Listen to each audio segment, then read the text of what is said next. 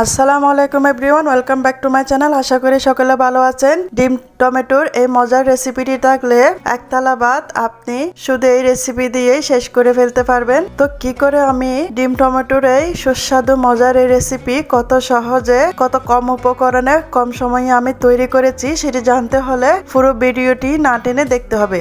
তো একটি লাইক দিয়ে ভিডিওটি শুরু করা যাক।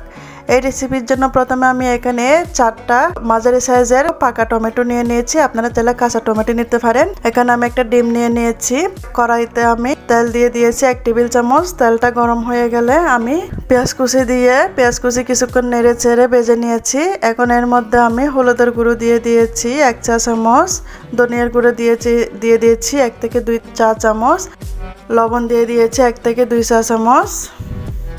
এখন আমি টমেটোগুলোকে এভাবে ধুয়ে কুচি করে কেটে নিয়েছিলাম, সেই টমেটোগুলো দিয়ে দিয়েছি।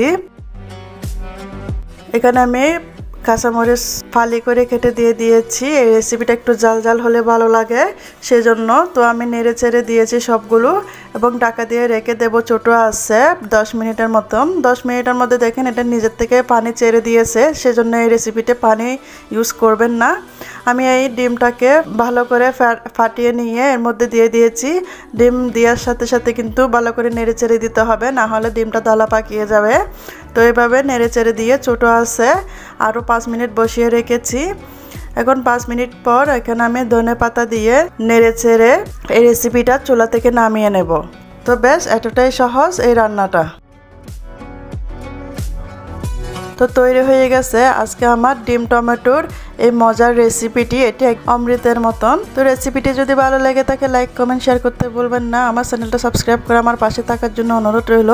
আমার নতুন ভিডিও পাওয়ার জন্য পাশে থাকা বেল আইকনটি বাজিয়ে দিয়ে যাবেন। এতক্ষণ আমার সাথে থাকার জন্য আপনাদের সবাইকে ধন্যবাদ। আল্লাহ হাফেজ।